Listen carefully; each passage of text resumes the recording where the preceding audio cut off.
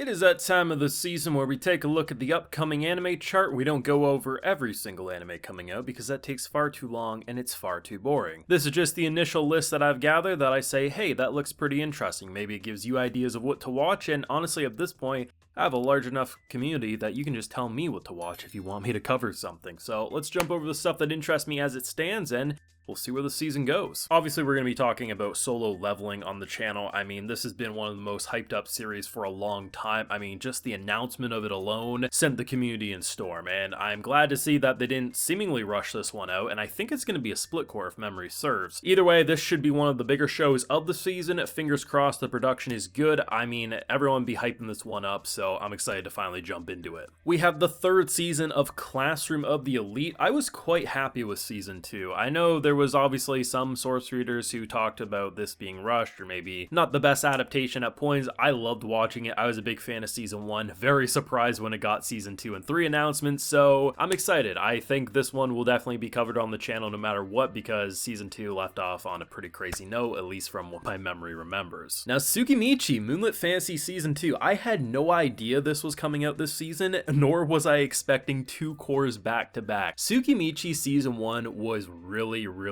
good and was a show that I wasn't expecting to get a continuation, at least initially when it ended. So I don't even know if I remember hearing about this getting announced for season 2, so to just randomly see it in the chart for 2 cores, I highly recommend you go watch season 1. It's really good, and this should be a show that people should be checking out. I know there's a lot of great anime, but this is one I put my seal of approval on. Of course, we got the new season of Mashle. I mean, I was laughing my ass off covering season 1. It wasn't the craziest show for my channel viewership-wise, but I legitimately enjoyed it so much. It was the hardest I've laughed ever watching anime. Like, that's how much I enjoyed Harry Potter goes to just parody school here. It's fantastic, and I'm excited for more. The Dangers in My Heart Season 2. Now, as of the release of this video, I haven't made my video on season 1, but I am currently watching it. I'm actually covering it on Patreon as of the release of this video. I'm hoping maybe on Sunday there will be a season 1 video in that area, but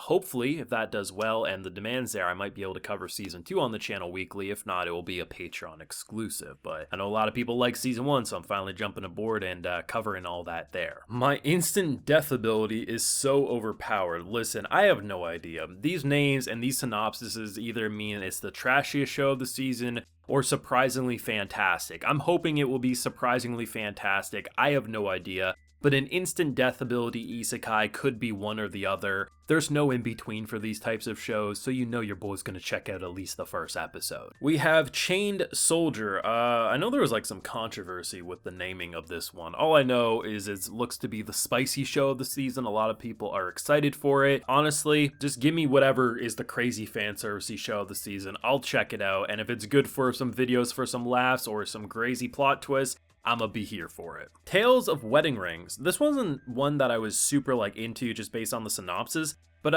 after watching the trailer for this one, it kind of gives me an interesting almost like shoujo vibe meets some sort of like action fantasy show. I'm not exactly sure, but honestly, this one could be a sleeper hit or it could just be very boring, but it's something that I am keeping my eye on. I'll probably wait to see if anyone really talks about it rather than just jumping into it myself, but it does have my interest. Hokkaido gals are super adorable.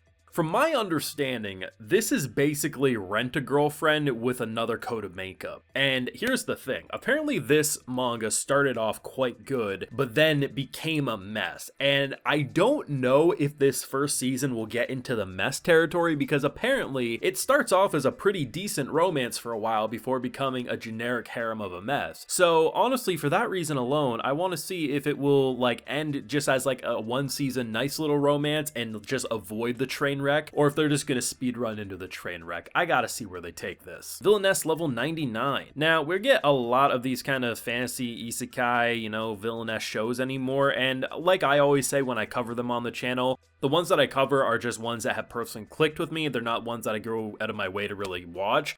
I'm hoping this is going to be a good one. The trailer does look pretty interesting. Synopsis not too shabby either, but I don't really have like that same excitement as I do for normal isekai, so it's kind of like I hope this will be a villainess show I like, but we'll see where it goes. Delicious in Dungeon, Trigger. This is 2 cores back to back. I mean, Trigger is an immediate watch no matter what. I don't know if Netflix will be simulcasting this one because Netflix does have the distribution rights. I really hope they're not going to go the dumbass route of like dropping these in batches like they do with most of their shows, because I want to watch this one weekly, and I hope if that is the bullshit route they're going, the fan subbers, I mean, you do it for B-Stars, do it for Delicious in Dungeon, because we need to watch this one. This one looks fantastic, and honestly one of my most anticipated of the season. So this one I just wanted to watch, The Strongest Hanks Labyrinth Raids. I mean, fuck these titles anymore. But, you know, a shielder with 9,999 defense. I mean, at this point, I'm just thinking about furry, man. And I'm like, okay, is this going to be a cool show? Like, we honestly don't see a lot of, like, fantasy or isekai style shows where it's all based around defense. Like, I honestly want to see more of that. So for that reason alone, I want to check this out. It doesn't have to be a comedy, doesn't have to be the craziest plot ever. Like, I just want to see if they do something interesting with that. And honestly, we don't see that type of character a lot, so it's worth watching at least an episode, at least for that alone. The Witch and the Beast. I don't know what it was exactly, but this kind of had like a similar vibe to me of something like an Mars Red. Not in the ways that the premises are similar, but there's certain shows like a Mars Red or an Undead Murder Farce where it's kind of like, you know what, this looks different, it feels different than what you typically see in anime. And for that reason alone, I want to check it out. Hopefully it's good, but I don't know. It could be the trashiest thing ever. What do I know? 7th Time Loop. The villainess enjoys a carefree life married to her worst enemy. This is an interesting one. So she's on her 7th loop of, you know, horrible death, this, that, and the third. But apparently this time, like, she actually falls in love with maybe the person who normally would end up killing her, or just the route would kill her. That's actually a pretty interesting one, and I think between the 2 villainess stories I brought up, one of those 2 should be good. So I guess we'll see where they take it. In a world where humans coexist with androids called neons, a group known as the Immortal Nine rises up against society. I mean, Bones is already usually an immediate watch, but this one sounds really, really cool. I was actually surprised that it was ranked so low on the popularity list in terms of live chart. This one I think will be a sleeper hit. I think it'll be something like a Vivi from Studio Wit that just, you know, not a lot of people paid attention to right away, but then just kind of blew up. That's what I'm hoping from this one, so fingers crossed. I think this one, alongside Delicious in Dungeon, are 2 of the ones that I'm keeping my eye on the most for something that I'm just like, okay, this is gonna be my jam. Alright, I'm just bringing this one up because I am bamboozled about Isekai Onus in Paradise. The last line of this, along the way he ends up naked in hot springs with furry-eared girls and elven girls.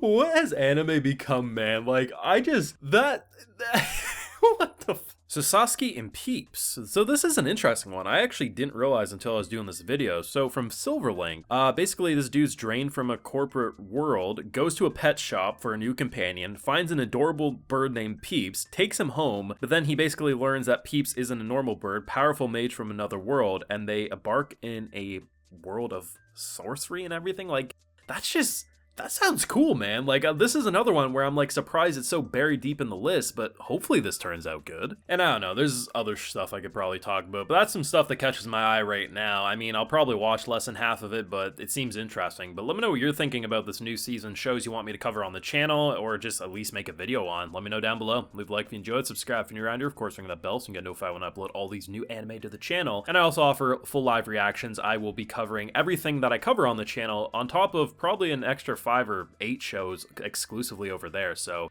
if you don't see me talking about something on YouTube, it's probably over on Patreon more than likely. And yeah, I also give video shoutouts and all the other fun perks I offer for a quite reasonable price in my opinion. So check that out if you're interested. So till next time, we'll check out all this new anime, see where it goes from here.